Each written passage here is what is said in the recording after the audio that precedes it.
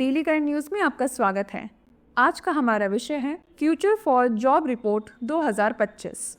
हाल ही में विश्व आर्थिक मंच द्वारा जारी फ्यूचर फॉर जॉब रिपोर्ट 2025 के अनुसार अगले 5 वर्षों में कृत्रिम बुद्धिमत्ता यानी AI, बिग डेटा और सुरक्षा प्रबंधन विशेषज्ञ सबसे तेजी से बढ़ने वाली नौकरियां होंगी।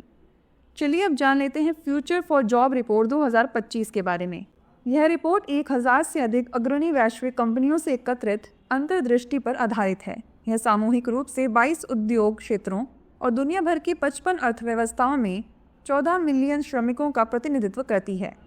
यह उभरती और घटती नौकरी भूमिकाओं, कौशल प्रवृत्तियों और श्रम बाजार पर वैश्विक परिवर्तनों के समग्र प्रभाव के बारे में महत्वपूर्ण अंतर्दृष्टि प्रदान करती है। चलिए अब जान लेते हैं रिपोर्ट के मुख्य निष्कर्ष। रिपोर्ट के अनुसार 2030 तक वैश्विक स्तर पर 170 मिलियन नई नौकरियां सृजित होंगी, जबकि 92 मिलियन भूमिकाओं के प्रतिस्थापन के बाद 78 मिलियन नौकरियों की शुद्ध वृद्धि होगी। तेजी से बढ़ने वाली भूमिकाओं में AI और मशीन लर्निंग विशेषज्ञ, बिग डेटा विशेषज्ञ, फिनटेक इंजीनियर और कृषि श्रमिक शामिल हैं, जिन्हें तकनीकी प्रगति और हरित परिवर्तन द्वारा प्रेरित किया जा रहा है। डेटा एंट्री क्लर्क और कैशियर जैसी नौकरियां स्वचालन के कारण घट रही हैं। नियोक्ताओं का अनुमान है कि 2030 तक 39% कौशल बदल जाएंगे, जिसमें AI दक्षता, रचनात्मक सोच और लचीलापन की बढ़ती मांग होगी। व्यवसाय पुनः कौशल विकास पर ध्यान केंद्रित कर रहे हैं, जिसमें 85% कंपनियां कौशल वृद्धि कार्यक्रमों में निवेश कर रही हैं। कौशल अंतर को पाटने और भविष्य की नौकरी की मांगों के साथ सामंजस्य स्थापित करने के लिए सरकारों, शैक्षणिक संस्थानों और उद्योगों के बीच सहयोग अत्यंत महत्वपूर्ण है। आइए अब बात कर लेते हैं विश्व आर्थिक मंच के बारे में। यह सार्वजनिक निजी सहयोग के लिए एक अंतर्राष्ट्रीय गैर सरकारी संगठन है। इसकी स्थापना जनवरी 1971 में जर्मन इंजीनियर और अर्थशास्त्री क्लॉस श्वाब ने की थी।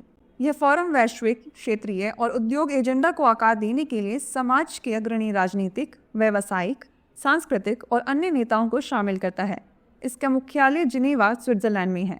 WEF द्वारा प्रकाशित महत्वपूर्ण रिपोर्ट हैं वैश्विक प्रतिस्पर्धात्मक रिपोर्ट, वैश्विक जोखिम रिपोर्ट, वैश्विक लिंग अंतर रिपोर्ट, वैश्विक सामाजिक गतिशीलता रिपोर्ट और ऊर्जा संक्रमण सूचकांक और यात्रा एवं पर्यटन प्रतिस्पर्धात्मक रिपोर्ट।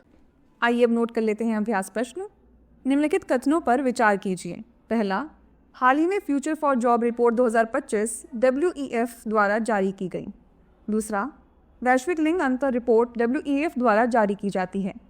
उपयुक्त में से कौन सा या से कथन सही नहीं है या हैं? केवल एक, केवल दो, एक और दो दोनों, या ना तो एक और ना ही दो। इसका उत्तर हमें कमेंट सेक्शन में ज़रूर भेजिएगा। अभी के लिए बस इतना ही। धन्यवाद। डियर व्यूअर्स, अपने एग्जाम की तैयारी को और बेहतर करने के लिए हमारे चैनल को लाइक, शेयर और सब्सक्राइब करना न भूलें।